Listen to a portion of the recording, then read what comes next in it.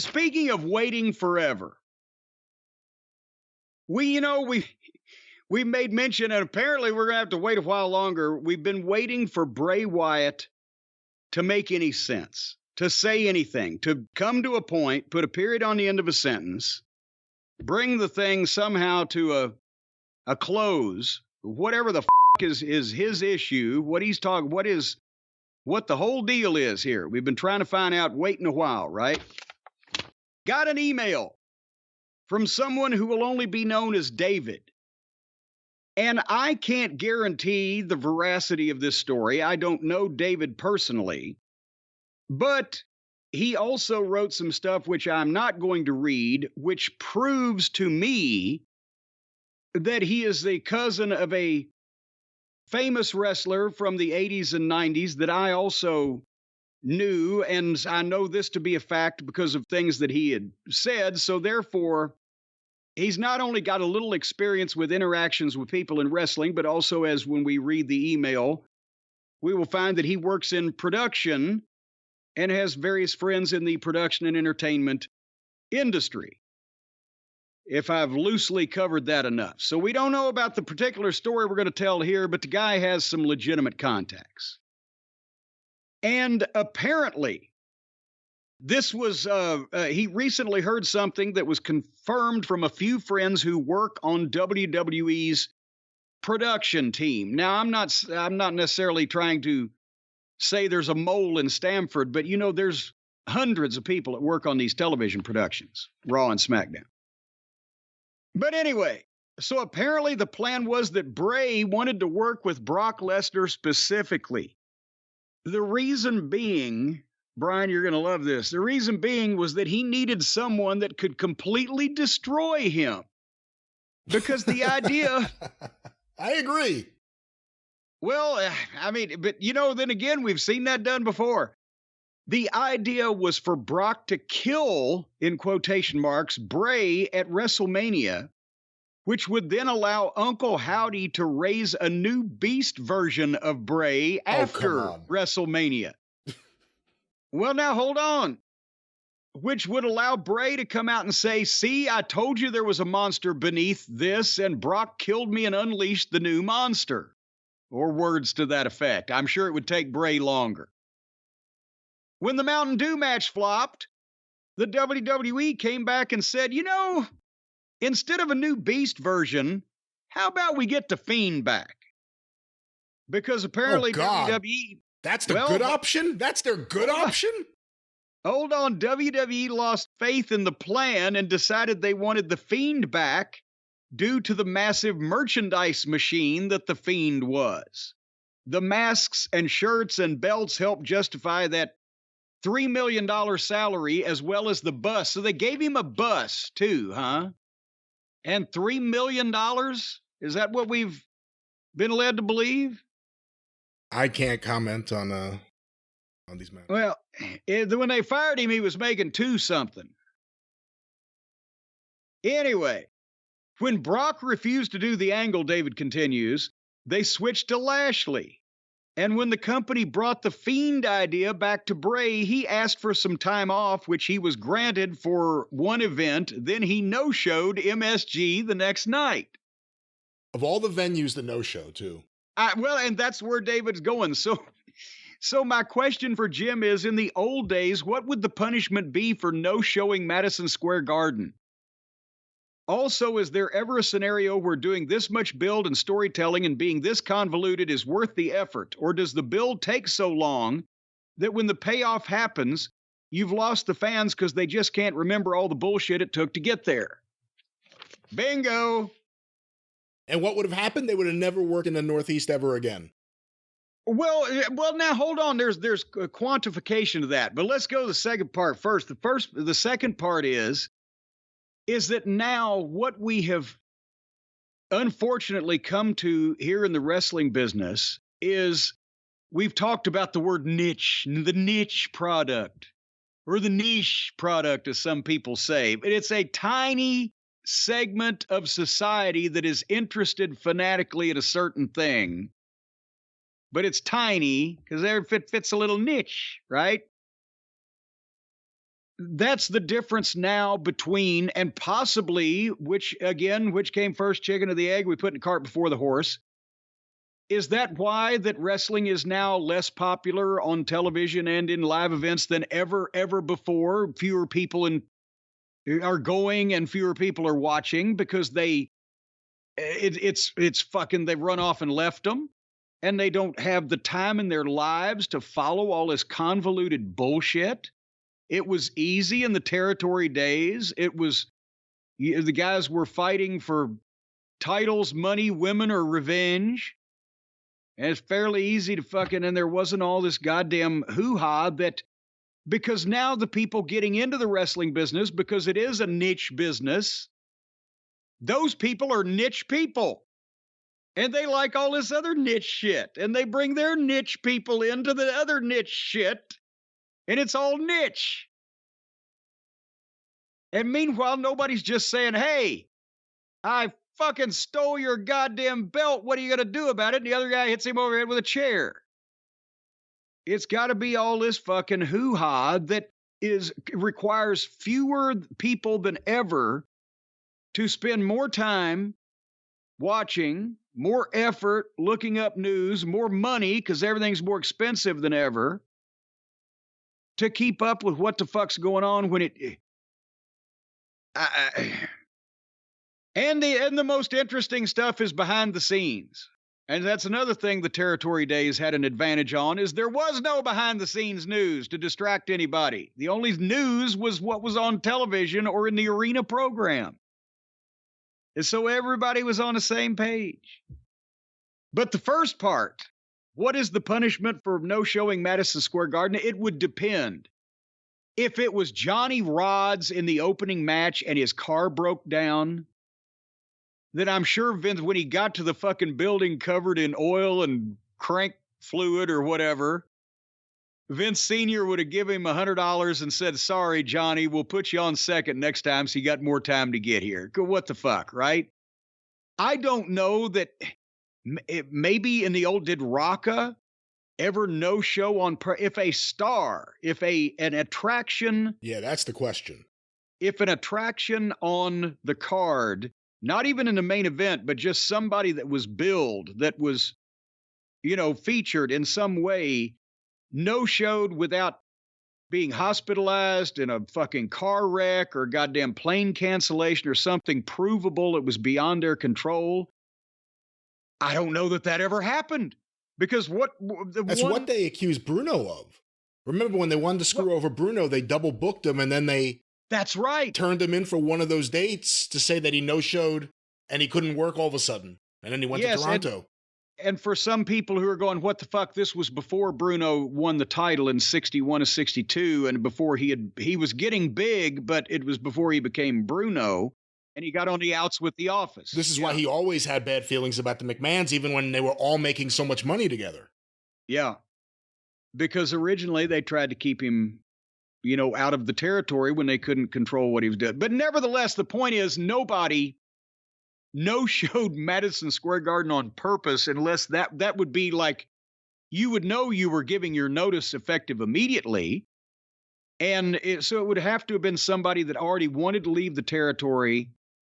My God, maybe Albano have gotten away with it because of he got fired in the Garden more than anyone else. Well, yeah, because that's because he was always drunk. Did he ever actually not make it? I don't, I never heard about that. But no, that's something that wouldn't even. And see,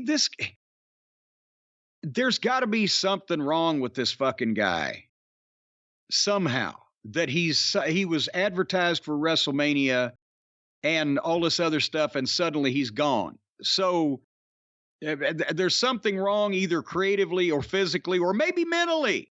Maybe he thinks that he's goddamn such a major star that if they don't want to do all this convoluted drivel that nobody understands, that he'll just no-show and they won't do anything to him. But they just brought him back. I don't know if he's got a no-cut contract, but if he no-showed without authorization, he's breached that anyway. So we'll see. But I mean, I don't see how. I know he's popular, but I don't see how you can be going out putting in the performances he's putting in, making the lack of contribution he's making, and then still think that you should be calling your shots with what Brock Lesnar is going to do at WrestleMania, and then if he did indeed no-show without authorization, say, I'm not going to come to the Garden because you don't know what to do with me right. What the fuck? Now, maybe he's hurt, or maybe, somebody in the family has whooping belch. I don't know. They give too many guys who don't need this level of creative control or creative influence into their programs, creative influence. I think he already killed himself off and we didn't realize it. We weren't smart enough. LA Knight came out of that match more popular. LA Knight is getting more and more cheers. No one even remembers that he lost to Bray Wyatt. And no one even remembers Bray Wyatt was on this show. And they're giving him a lot of money. It's hard to justify it. And you want to look at it from a creative person's mind, but if it's not working, it's not working. And if WWE has this major financial investment in you, and they're saying, we want to pivot to something else. We don't want to get rid of you. We think you're talented. Right now, this isn't working. We want you to do what you did before that at least sold us some fucking merchandise rather than what you're doing now, which is we're not getting. Because you said he's popular. Is he as popular 2 weeks ago as he was when he first came back? Or is he as popular then as he was a couple of years ago? I think it kind of has been very quickly established that he doesn't mean as much to the program now as he did then. And that happens to a lot of people. It's not exclusive to him. But, I remember when they brought the Ultimate Warrior back, we brought it up before in 96. There's an example. It just didn't take. Boy, I tell you, but I was in the middle of that. His nostalgia lasted till he came back in April, and I think it lasted till June. Old Bray's nostalgia only lasted about 3 or 4 weeks. And then people were like, well, wait, what? We just watched that Kane documentary. They pivoted from Isaac Yankem to Diesel. They pivoted from that to Kane. The other thing is, if you don't want to do Uncle Howdy, or not Uncle Howdy, the Fiend, I guess Uncle Howdy would go away. Isn't he Uncle Howdy? Isn't Uncle Howdy part of him? Well, but only in his mind. And see, that's also a way for another relative to have a job. But you see, it's a smart, comes from a wrestling family. He's a smart guy. When I went to work for Crockett, if I'd have just come up with a way where I could be 5 different members of my family and manage the midnight, I would have got 5 different paychecks. But I guess that's the question. If you're WWE and you're paying him, let's just say $3 million, and he's doing good merch, but he's not doing merch like he used to, and you're having frustrations in dealing with him, and maybe you don't see these things the way he does now, and maybe what you thought would work on the show isn't working, do you have the right to say we want to pivot? And should the attitude just be, I'm going home? They definitely have the right to say, let's pivot, especially when it's something that he seemed like, we didn't like that either, but it's something that he seemed like he didn't mind doing at the time, and at least it sold him some merchandise.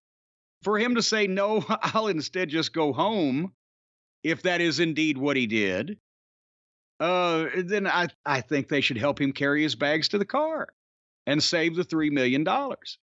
If it comes out he's hurt or injured or, whatever, well, then that's another thing. But if this was just, well, I don't want to do what you want me to do for $3 million. Jesus H. fucking Christ. Look at the shit you've already done. Where was your quality control fucking switch then? I'm telling you, Brian, dealing with temperamental wrestlers in today's age is not something that, again, in the territory days, you had plenty of temperamental wrestlers, and they'd yell and cuss and fight and scream and then figure out a way to fucking do whatever the fuck they needed to do. They did what the booker told them. They weren't going to the booker and saying, here's what I'm going to do with my character. Yeah. I have a whole horror scenario that me and my friends have put together, and we're going to film these things, and you're going to have to figure them out. You're going to have to find the clues and figure it out. Okay, and what will the clues lead us to? You'll never know. It'll just keep going and going and going and going. And now it's gone. And that's when, in the old days, the booker would have said, how about you keep going and going and going until you're gone? I'll tell you, it's enough, Brian, to make you a nervous wreck. It's enough to give you what they call the Sunday Scaries. Ooh.